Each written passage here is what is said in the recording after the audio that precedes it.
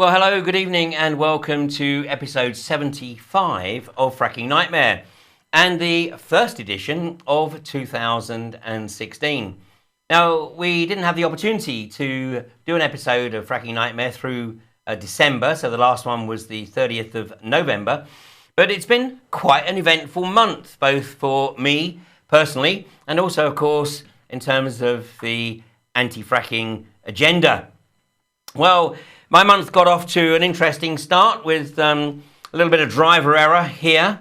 There was no Nigel Farage conspiracy here.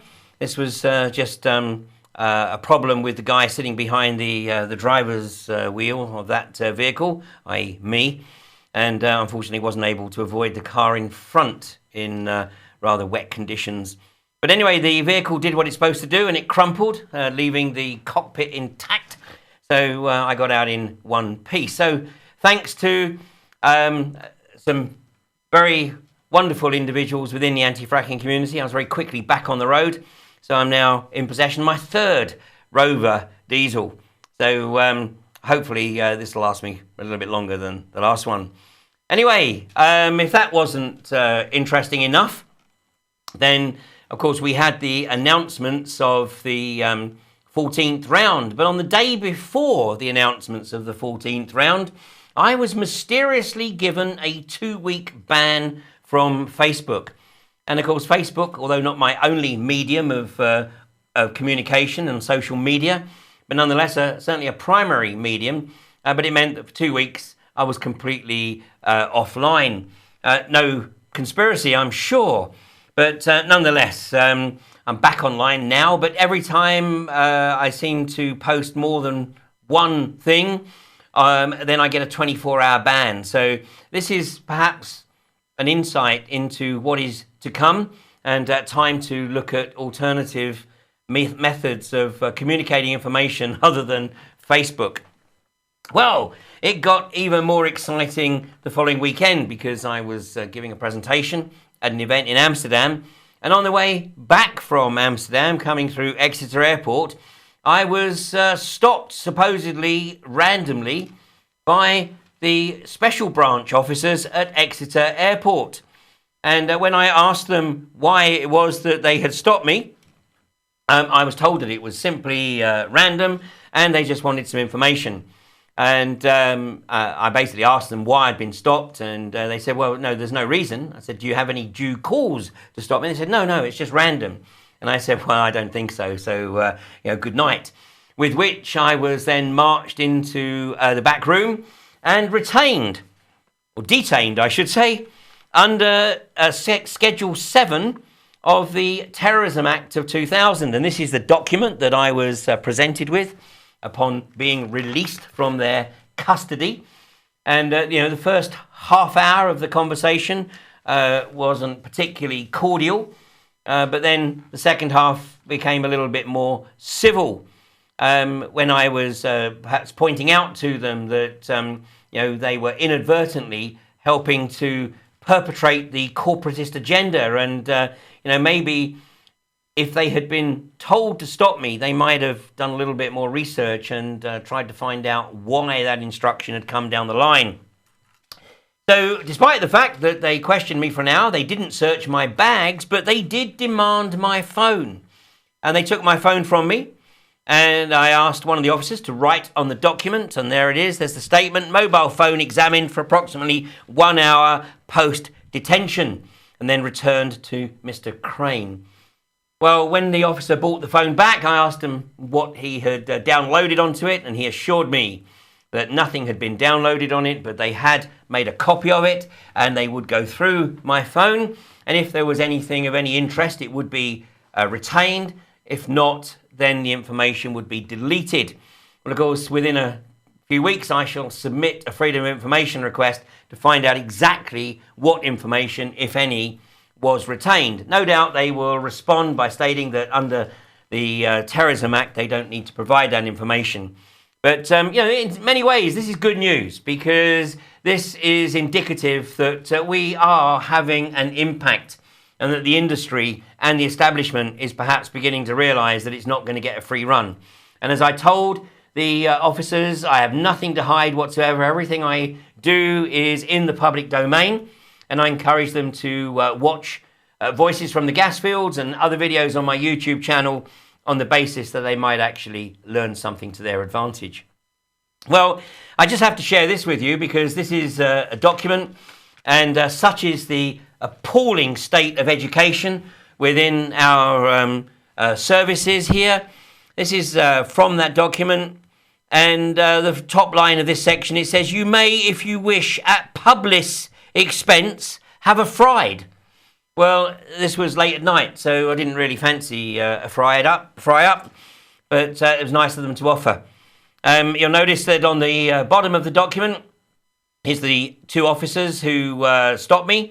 Funnily enough, they weren't prepared to share their names, only their warrant numbers, 5300 and 5912, supposedly associated with Devon and Cornwall Police.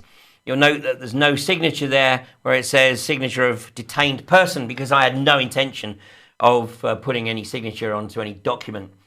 But they asked me why it was that I thought people became radicalised, and I suggested that perhaps it might have something to do with people being randomly stopped at airports when there's no due cause and they're trying to get home. Or, of course, it might have something to do with the British government bombing the crap out of their houses and killing members of their families. And I asked them what their reaction would be if that happened with them. Funnily enough, they declined to answer.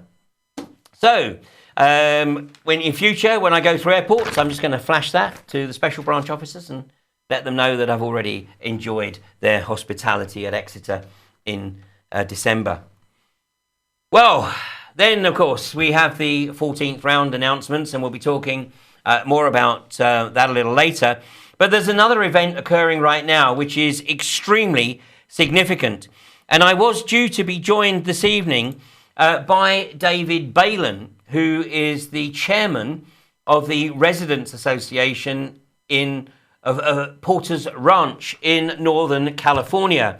And this is a screenshot from a video of the gas leak that is currently occurring in Northern California. Now, this is taken with an infrared camera because a normal camera would not pick this up. So to the naked eye, there is nothing untoward occurring. But this cloud is methane, and it is leaching out at a phenomenal rate. And a local environmentalist has claimed that the pollution here is the equivalent of nearly 5 million cars running 24/7 in this area. And this has been leaching out since the end of October. SoCal, Southern California Gas, have only admitted that there has been a problem here since the beginning of December. But since admitting that the problem is now out of control, Southern California Gas have relocated 2,200 families from the area. There are 7,000 more families waiting to be relocated, and there are other families who want to be relocated, whom Southern California Gas have not yet committed to the relocation. One of those is, in fact, David Balin, the chairman of the Residents Association, and he's hoping that once we announce that he's going to be joining us on the show next week, that SoCal may actually give him a call and expedite his relocation. Now, this phenomenal level of pollution affects people in different ways. Not everybody is seeking relocation because not everybody perhaps appreciates the magnitude of the problem. And for regular viewers of Fracking Nightmare, or those who have watched Voices from the Gas Fields, you will know that the contamination that this industry causes has a nasty tendency to creep up on you and hit you, when you least expect it. So you may not think that it's having an impact on you, but then, a member of your family suddenly starts to develop negative health impacts. And people will remember Brian Monk talking about his young grandson who suddenly started to have nosebleeds and fits. And his opinion, this is directly related to the pollution being caused by the leaching methane from the gas industry around his ranch. Now, what is the relevance of this to the UK? Well, in the middle of last year, Amber Rudd, in reaction to Lancashire County Council rejecting Quadrilla's application to drill and frack at Preston New Road and Rosica, within a few days, she announced that she was going to grant permission for gas caverns to be established on the Fylde Peninsula, or beneath the Fylde Peninsula. And tonight, I'm joined by Claire Rimmer.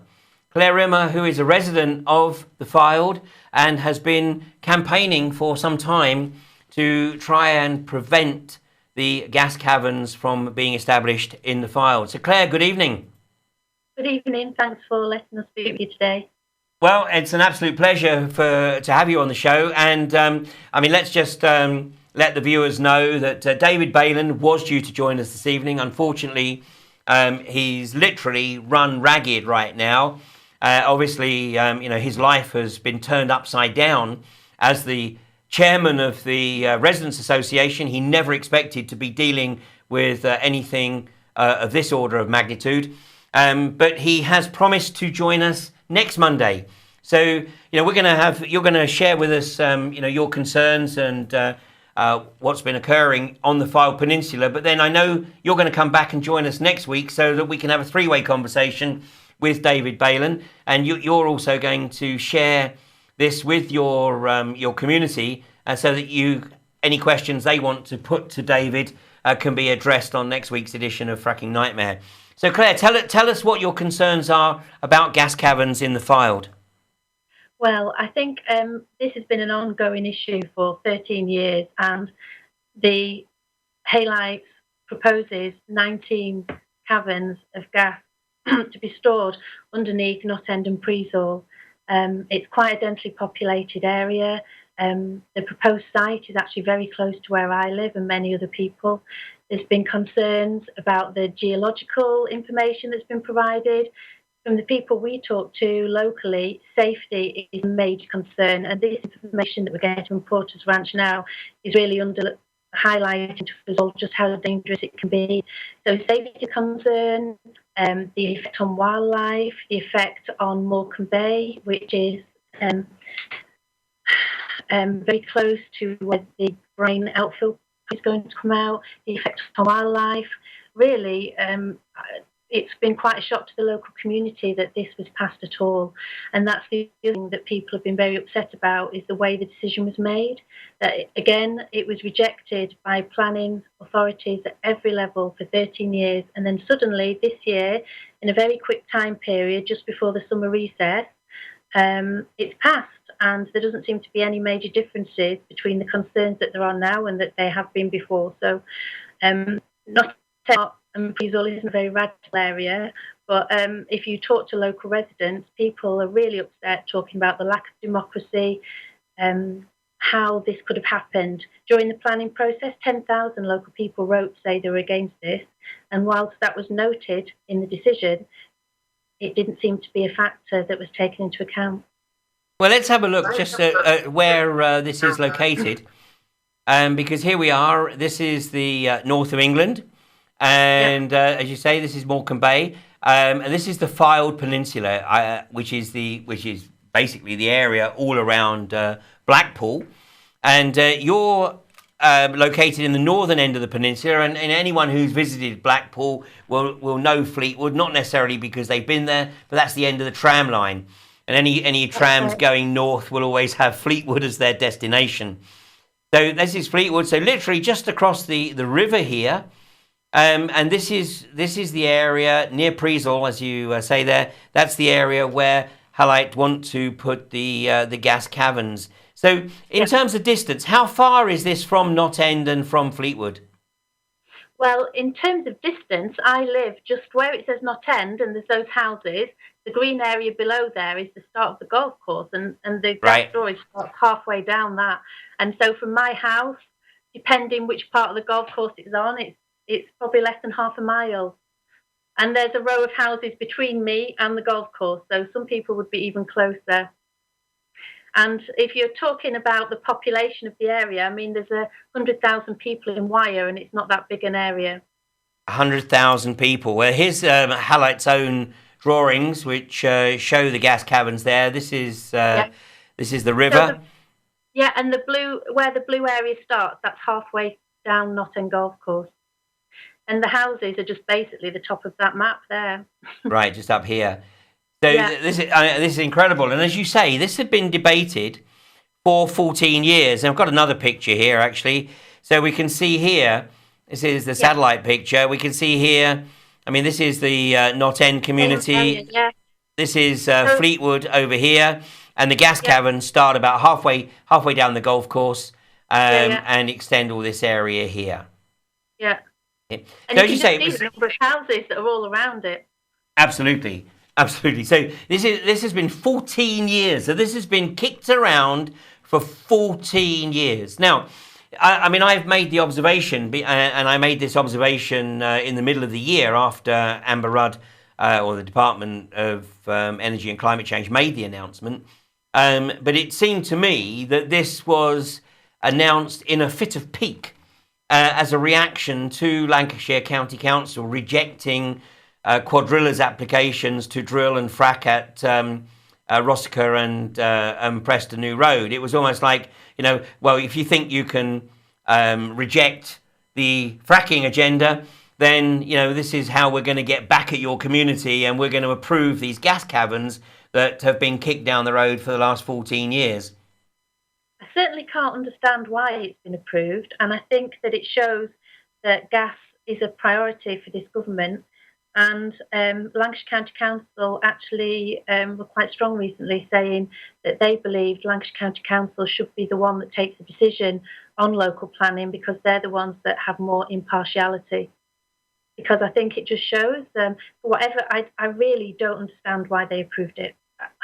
Because the information's not changed significantly, the concerns are still there, there's still problems with the geology, there's still not full information, it's between two fault lines, there's lots of people live nearby, and even their own geological consultant, Senergy, said there's something like a 5.8% chance of them getting the required storage amount that would make it a viable prospect, really, to outweigh the impact on the community versus the benefits that it would give to the increase in gas stored. So it's a mystery why they did it, and obviously people are very upset about the lack of democracy, and also it does seem very strange that Amber Rudd herself wasn't able to take the decision because of her brother's links with the company, and that Lord Bourne took the decision, and it just doesn't smell very nice, gas or otherwise.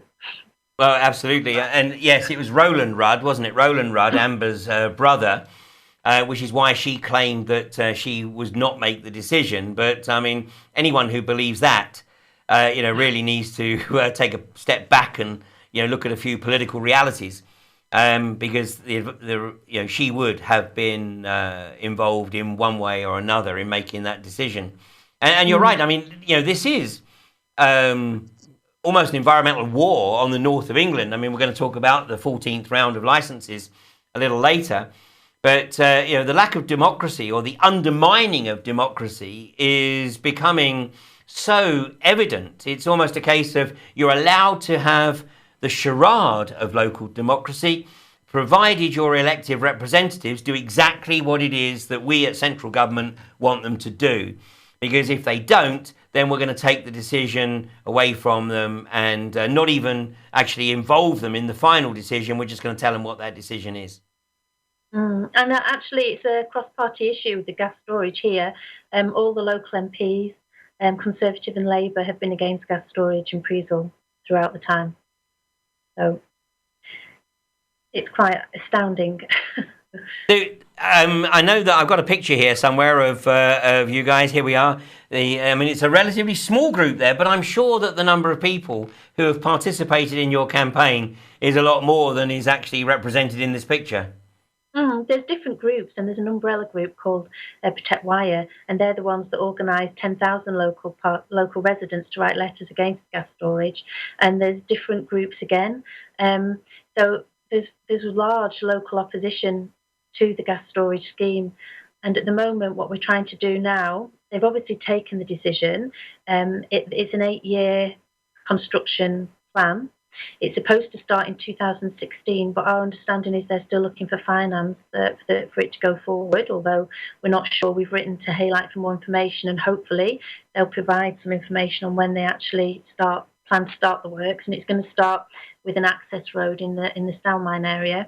But what we're doing now locally is we're doing a postcard campaign to Amber Rudd, sending as many postcards as we can, just to say that local people are just disgusted really with the way the decision's been taken, and that we still have extreme concerns about the safety, the geology, the environmental impact, the impact on house prices, on health, insurance, how people are going to manage, how they'd ever evacuate anyone if there was an accident, as there's only one road in and out of this place. And just say we're not happy. And we're also going to be looking at what we can do at European level as well. One of the local MPs is writing to the European Commission actually to see if there's any scope for seeing what about the government, what they should be doing to safeguard Morecambe Bay, and if they really violated any of those safeguards that are supposed to be in place.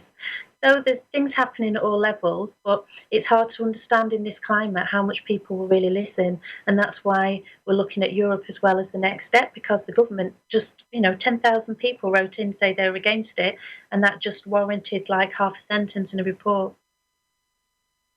Well, sadly, on many, many issues, it seems that the British government isn't really interested in what local communities have to say about anything that is going to impact upon them.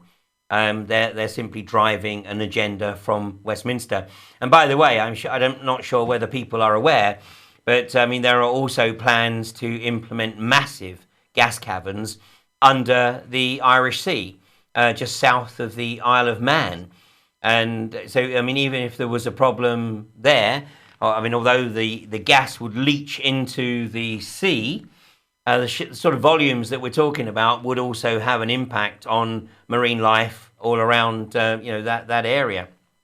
Here, of course, it is a classic case of, maybe, just maybe, what's happening in Porter's Ranch right now and the magnitude of this tragedy, just maybe it might actually make Amber Rudd stop and think. Sadly, I doubt it, but the information obviously certainly needs to be shared. Yeah, well, we're hoping to be meeting Amber Rudd personally. One of our local MPs, Kat Smith, is going to help us get an appointment, hopefully, to meet with Amber Rudd ourselves and hand over the postcard from the local community about why we love our area, why we love the Wyre, what our concerns are and why we don't want gas storage here. And in that case, I'm sure she will know about the terrible tragedy in Porter's Ranch, but we will be raising that as well. It's one of the issues we have. If anything like that happened here, what would we do? Well, by next week, by this time next week, you will know a lot more about Porter's Ranch, because basically you will have an open line to David Bailon. I can't think of a better person. David Bailon is not an activist in any way, shape, or form. He's the chairman of the Residents Association, normally dealing with day-to-day stuff of the community. But he suddenly, found himself centre stage on, what is quite possibly the greatest ecological disaster to have hit mainland USA. Some commentators are suggesting that the magnitude of the pollution here is actually greater than that caused by the BP Deepwater Horizon nearly 6 years ago.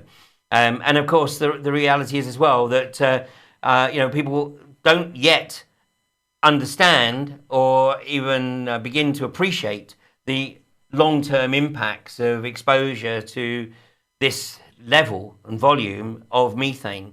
And already, we're seeing people try to dodge bullets with SoCal actually claiming that it's not the methane that's actually causing the problems, it's the additives that they put with it to give it odor so that the leak can be detected. It's terrible, and it's terrible that people anywhere have to be guinea pigs for this kind of thing. There was an elderly gentleman who lives around the corner from me, and he used to work in gas, and he said basically to be able to store gas anywhere, it has to be 100% safe when you work with gas, and there's no way that you could store it somewhere like Preesall and not expect it to escape anywhere. And I just think, if the government is planning to do this kind of thing and they don't know what the risks are of the health, what are we supposed to do? Are we supposed to all have our own medical before it starts? So, so we can try and pinpoint anything that, actually is methane that's giving me nosebleeds and possible whatevers 10 years down the line. We just don't want it. Nobody wants it, and they shouldn't be doing it. And it's short-sighted. I don't even think they need it. And in the case of Preesall, the amount of gas that they're going to be able to store is tiny compared to other facilities, and in fact other proposals. There's a barrage proposal to have clean energy that some people agree with and some people not, but that's also a local planning proposal across the Wyre. And these things don't seem to be taken into account. How fracking's not far from here either. So there's all these things that are happening with gas and planning, and I just don't think it's been thought out properly or for the long-term benefits of the people of this country. I think we absolutely concur there. Well, Claire, look, thank you so much for joining us this evening. And I know you're going to join us next week.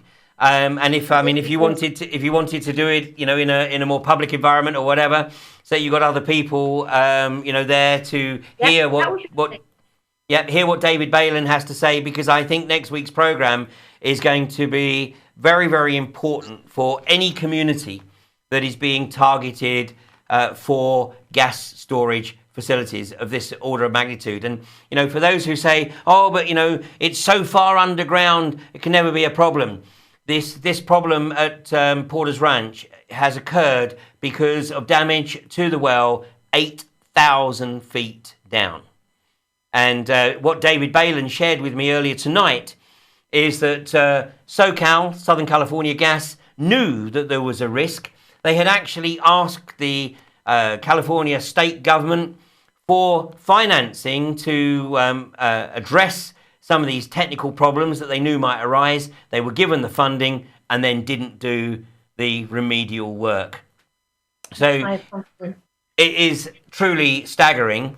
If SoCal think that by moving 9,000 families, then they can get off the hook, then I've checked with David, and he's absolutely certain that by accepting the relocation money, it's not going to prevent the families from making future claims against SoCal. So, obviously, we want to make sure that no other community anywhere on the planet has to endure this contamination, and certainly not here in the UK, and certainly not in the Fylde. So thanks, Claire. Thank you very much. Thanks, and we'll speak soon. Thank you. We'll speak next week. Thank you very much indeed.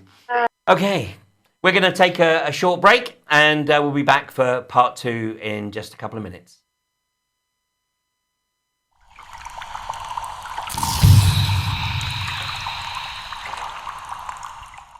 The Alternative View Conference. The AV6 DVD collection. Enjoy 13 fantastic presentations on 12 discs from some of the best researchers in their fields. What a weekend, hey? What a weekend, what a range of speakers, what a hard bunch of acts to follow, really. I've heard some of the most important information here today, really, because honestly, I've spoken at a lot of gigs, and I'd say this is the best gig that I've spoken at. These unique presentations are essential viewing for all those who have the eyes to see, the ears to hear, and who are now ready to participate in bringing about the changes that we all know we need to see. AV6. 12 discs in 2 volumes. Order now from ukcolumn.org. AV Events, taking positive activism to the next level.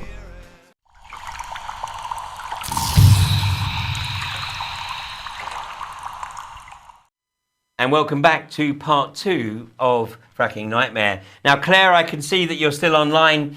You're more than welcome to stay online, but if you did want to hang up, I completely understand. Thanks a lot for joining us, and we'll see you next week. Thanks a lot. And give our regards to everybody on the Wyre who's challenging the gas caverns there.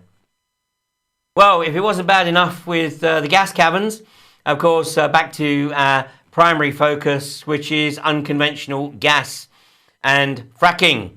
And this is a map from the UK. And at first glance, you might think that what we're looking at there is the areas that have been affected by flooding in the current bout of horrendous rainfall. But actually, this is from June 2007. And the reason that I bring this up is because David Cameron and other members of the Tory government have been claiming that the floods that are currently affecting primarily the north of England, but not exclusively so, but this is unprecedented, but it's not, because just, what is it now, that would be little over 8 years ago, much of the UK was impacted by horrendous rainfall, summer rainfall. So there's been plenty of time to take account of what occurred back then and to put the flood defences in place. And scenes like this in Yorkshire should be a thing of the past. But what is becoming increasingly clear is that at the very least there is some serious negligence. But also some EU regulations have certainly impacted, and we discussed this on Fracking Nightmare and also in some episodes of Humanity versus Insanity in 2013, when Somerset was the Somerset levels were flooded, and it was established beyond any reasonable doubt that much of the flooding was as a direct result of the drainage ditches not being maintained, and the EU requirement that a lot of these drainage ditches should be left in their natural state to provide an appropriate habitat for wildlife, regardless of the impact that this would have on the community. And of course, many of these drainage ditches had been maintained for centuries until the EU started meddling. And here was a shot from, again, the north of England. And I do have to say that the individual there on the front does look remarkably like David Cameron. I'm not 100% sure that it is, but he's got the Cameron-esque smirk. So my apologies if it's not. But if it is, it looks like another typical opportunist photo op for our illustrious leader, who is determined, it seems, to launch environmental warfare on the people of the north of England, and in particular with the recent announcements of the 14th round. Now, on the eve of the 14th round confirmations, I woke up that morning to find that I had been given a 2-week ban on Facebook. So although it's not my only medium of communicating information within the social media, it is certainly a primary medium. But having had that removed from me for the 2 weeks in the immediate aftermath of the announcement, it meant I had to resort to other methods. And obviously an indication of perhaps that somebody didn't want me posting information around Facebook. But this is the situation now in the north of England. And I must confess, even I was shocked to see that pretty much every single available license was not only taken up, but despite the consultations, was subsequently granted. And of course, this announcement was made some 24 hours after the parliamentary vote to approve drilling and fracking under national parks and under areas of special scientific interest and areas of outstanding natural beauty. So in other words, all the promises made by this government prior to the election were basically just thrown out the window. And once again, it's been a classic case of thanks for letting us know what you think, but we don't really care because we're going to do what we wanted to do anyway. which is frack the bejesus out of the country, and particularly the north of England. So what we have on screen here, as you can see, this is the High Pennines. So there are a few areas in the High Pennines that were affected by the flooding that aren't licensed, like Hebden Bridge and Mithenroyd. But many of these areas in Cheshire and Lancashire, and particularly in East Lancashire, and certainly in Yorkshire, York itself, and North Yorkshire, these areas that are being targeted for exploitation of unconventional gas have just experienced massive flooding. And a couple of years ago, we did, I think, 2 episodes of Fracking Nightmare, where we looked at the phenomenal damage that had been caused in Colorado as the unconventional gas fields had been flooded and the toxic chemicals had been washed away from the well sites. And then that was in areas that are extremely thinly populated, certainly much less densely populated than any area in the UK. So what we have is this massive flooding across the country, and now this whole area is being targeted for unconventional gas exploitation, despite the fact that the price of oil, which of course triggers the corresponding drop in gas prices, the price of oil holding at around about $35 a barrel right now. Many forecasters are now suggesting that it could fall down to 25, maybe even $20 a barrel, as the OPEC countries try and hang on to their market share in the twilight years of a hydrocarbon-driven economy.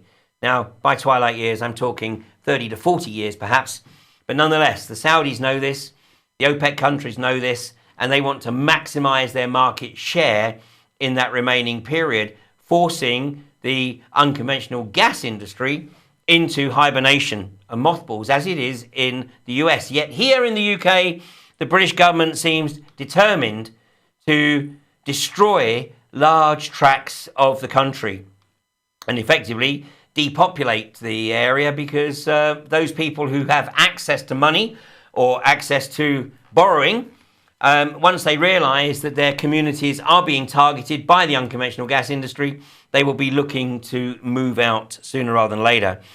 Now, it's not exclusively the north of England, but there is nothing like the same focus in the south as there is in the north.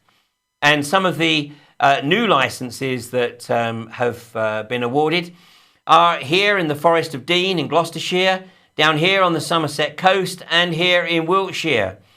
And these licences have been awarded to a company, a small company, Rathlin Energy Limited. And we'll look at their stock price in a minute, because the fact that they've been awarded these licenses certainly hasn't done them any favours in terms of their stock price. But I can't help suspecting that the likelihood of any drilling or fracking in these areas is being slim to none. And it's simply an attempt to keep the local communities focused on something other than perhaps what they should be focusing on. And especially here in North Somerset, because right here is Hinkley Point. And I have a suspicion that the Department of Energy are going to use these licenses as bargaining chips and suggest to the local community that, if you back off your anti-fracking, then we'll maybe not frack, but you've also got to let us build Hinkley C. So this, certainly the North Somerset community, they're really up against behind the 8 ball here, because they've got unconventional gas and Hinkley C. And somehow I certainly don't see those two mixing. Elsewhere in the south, we've got along the Dorset coast here, between Bournemouth and Swanage. This is the Kimmeridge shale that's being targeted, and the whole of the southern end of the Isle of Wight. A few other licenses dotted around in Surrey and Sussex, but these are the primary new areas. So certainly a lot for communities here to focus on, and I think the intention might be just to keep their focus here as opposed to in the north, which is clearly the real target. Elsewhere, of course, let's just take a look at the very north of England. We have this area here. This is the coal bed methane around the Solway Firth, but still concerns. These are not new licenses, but the underground coal gasification all down the Cumbria coastline, again near Sellafield, and all down the Northumberland coastline. And underground coal gasification, of course, fracking's ugly sister. And anybody who thinks that underground coal gasification is a good idea needs to do a quick search and look for Link Energy, L-I-N-C, Link Energy, and simply Google Link Energy and contamination, and you will see the phenomenal damage that has been caused by the underground coal gasification in Queensland. And we have discussed that on a recent episode with Brian and David Monk. Then the central belt of Scotland, no changes here. Because ultimately the Scottish Parliament will determine any further licences here. But I think I can safely predict that Nicola Sturgeon is simply waiting until she gets the expected majority in the May elections for seats in Holyrood. And then she will very shortly after that announce the lifting of the moratorium in Scotland and award a phenomenal number of licences in all of these areas right across the central belt. And those licences will most probably go to INEOS. Jim Ratcliffe, the Beverley boy, raised or educated in East Yorkshire, and now, of course, the chairman and primary owner of INEOS. Well, let's just take a look at the statistics, and my thanks to Ruth Hayhurst of the wonderful website Drill or Drop. And here we see the licenses that have been awarded to the operators. And INEOS, really, as we forecast, has become the major player in the UK unconventional gas industry. And INEOS has a symbiotic relationship with iGas. So INEOS has bought into a number of the iGas licenses. So these two are working very closely together. Southwestern, that's the new arrival on the scene. This is the company that has the licenses in Gloucestershire, on the North Somerset coast, and in Wiltshire. And then, of course, we have Quadrilla, that's got some additional licenses, both in Lancashire and in North Yorkshire. All the rest, all of the smaller bit part players, but nonetheless, the communities that they're targeting, of course, need to be on the case and doing everything they possibly can to make sure that these mother frackers don't get their bits in the ground. Southwestern Energy, who I talked about taking these licenses, this is looking at their stock price over the last 5-year period. As you can see, it's followed the trends of the oil and gas industry in general. And despite being awarded those licenses, it hasn't really done them any favours. Their stock is currently trading at $7.66 on the New York Stock Exchange. Well, our primary marker, of course, in the UK is iGas. And let's take a look at the iGas stock. And it's still down around the toilet bowl rim at 17.75 pence. And of course, it's almost exactly 2 years since iGas hit the heights of £1.60 when the iGas stockholders were having some serious igasms. But it's been all downhill since then. And basically throughout 2015, it's really struggled to stay above 20 pence. In my opinion, it's still seriously overpriced. iGas, of course, are still trying to recover the site at Upton, where the Upton camp has now been in place for close on 20 months. And although iGas have won a court order to evict the camp, it doesn't look like they're going to be doing that anytime soon. Probably don't have the money, to be honest. Most of these companies are operating in serious debt. iGas does have some revenue. iGas does produce about 300,000 barrels a day from its conventional wells in the south of England. But at barely $35 a barrel, it's not making any money. And as we know, their last 6 months report stated that they've lost £19.3 million. So this is a zombie industry. And, there's no chance of many of these companies actually turning a profit anytime soon. They're just digging deeper and deeper black holes for the debt. And many of them, of course, they're effectively taking the money of small investors. Others are taking it from investment funds. And if it does go down to 20 bucks a barrel, well, then I think we're going to start seeing some bankruptcies in the not too distant future. Well, on that note, we'll take a short break, and when we come back, we'll have a wrap up.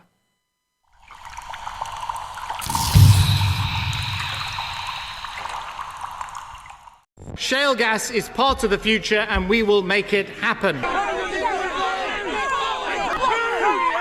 I'm charged with, without lawful authority or excuse, obstructing the highway. Well, I believe I have lawful excuse. We're going to take very great care that there is no damage to the water supply. Gas at Barton Moss contaminated the well site. Then Rathlin Energy were responsible for considerable property damage as a result of their seismic testing. There is a fishing lake which started to go down immediately following the detonation of these charges. I think there's a huge amount of myths that are being put round in order to frighten people. The first person that signed a well was the person that doomed us to this.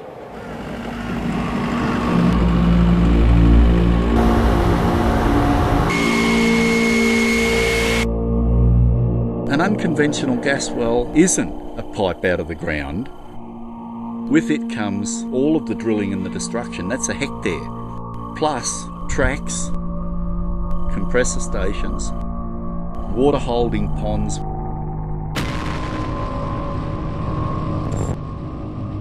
So we're right in the middle of the Australian bush here. Well, it was once bush. We take a strip literally 520 kilometres for this one company. We sit on the Great Artesian Basin, one of the greatest water resources in the world, and they are allowed to deplete it and turn it to trash. There used to be a beautiful green lawn with roses in it. 3 nights of rain, it was dead. Each time it rains, it just comes up black. You're genuinely so scared of what is happening. It's untrustworthy and it's running out. This is called a high point vent. That'll have everything in it. The benzene, the toluene, the ethyl benzenes. Everything. When your nose is burning, your eyes are burning, and you got that terrible oily sort of taste, I said, you know, the flares are not, they're just venting. Then other times, it's like little fibres in your throat, you know, the flare is on. The majority of people that have visited us, they say, how can you live there? You know.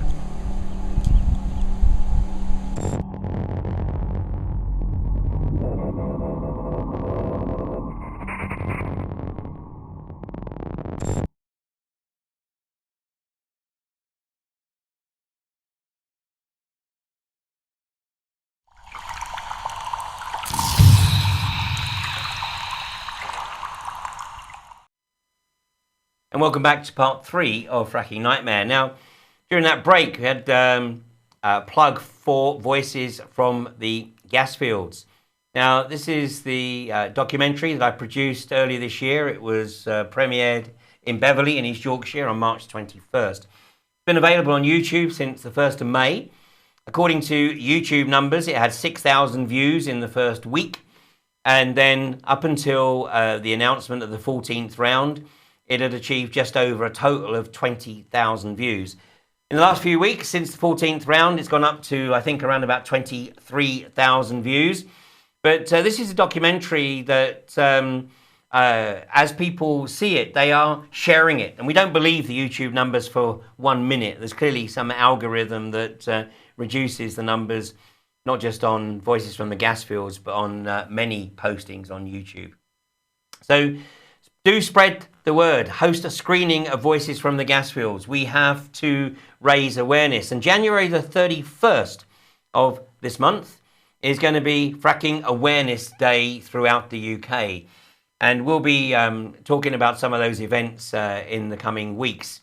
But meanwhile, if you feel that you want to help raise awareness, consider hosting an awareness event on January the 31st in your community. Whether or not this is just standing in the high street of your town, talking to people about unconventional gas exploitation, about hydraulic fracturing, maybe hosting a screening of Voices from the Gas Fields, or The Truth Behind the Dash for Gas, or Gaslands, or any of the other documentaries that are out there that will encourage people to understand the magnitude of the threat to their community that this industry brings. And if you're in the Fylde, of course, it's the double whammy. Not only is it unconventional gas, fracking, which of course the British government has taken out of the hands of Lancashire County Council and stated that they will make the decision as to whether Quadrilla can go ahead and drill and frack at Preston New Road and Rossiter. And then in addition, of course, the Wyre gas caverns.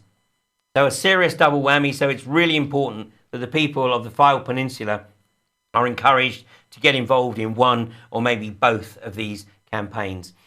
Now, in addition to all the campaigning, we must acknowledge that there is little doubt that the oil price has contributed very significantly to the fact that we managed to get through 2015, the third straight year in the UK where the country was frack free.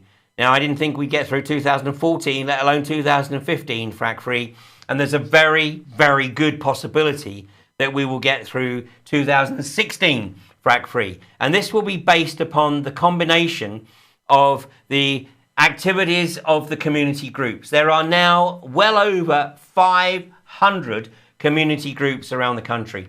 And the significance of the anti-fracking campaign is that it is so many community groups. It is absolutely crucial that we do not form any kind of umbrella group, that there is no national organisation. Both the government and the industry are desperate for a national organisation. And there are certainly individuals who are trying to create a national structure. And we have to question the motivation of why they do that, when we have proven that it is independent, autonomous community groups being highly networked and working in close association, but totally independently, what's having so much effect on keeping this industry at bay. But let's have a look at this price of oil again, because literally as we speak, it's struggling to get above $37. It's $36.92. In the US, only the Eagle Ford shale play in Texas has stated that it can be profitable at this price. In all other areas, the industry is going into mothballs. And let's make sure that it never even gets off the ground here. Well, last but by no means least, the last event for me in December was to appear at the civil courts in London, Fetters Lane, where Rathlin Energy are continuing in their attempts to force me into bankruptcy, claiming the $34,000 and interest, plus other court costs. So right now it's pushing, I don't know, somewhere in the region of £45,000, £50,000. So Rathlin Energy had their legal team at Fetters Lane, but I made an application to the judge for an adjournment, amongst other things. And so the case is adjourned until Wednesday, January the 20th at the Fetters Lane Civil Courts in London. So if you want to come along and see how the corporatocracy tries to neuter those who have the audacity to challenge their agenda, then I'm sure there'll be a few seats available in the court. So that's Wednesday, the 20th of January at 11 o'clock. Well, that's it for tonight, and we'll be back next week with both David Balin, the chairman of the Porter's Ranch Residents Association in Northern California, and he'll be talking about his experiences of dealing with Southern California gas and this horrendous methane leak that's emanating from the storage caverns beneath their community. And we'll also be joined by Claire Rimmer and some of her colleagues in the Protect Wyre group, who are now having to come to terms with the fact that after 14 years, Amber Rudd has taken the decision that the Wyre gas caverns be established. In my opinion, in a fit of pique and in a direct reaction to Lancashire County Council rejecting Quadrilla's application to drill and frack in the Fylde. So 2016, it's going to be a very, very interesting year. But it is absolutely essential that those of us who have committed ourselves to raising awareness of this industry and the damage that it causes to the environment and the split that it causes within communities, we raise this awareness and we continue to look for the panacea that will shut this insidious industry down once and for all. So here's to a frack-free 2016. Thanks very much.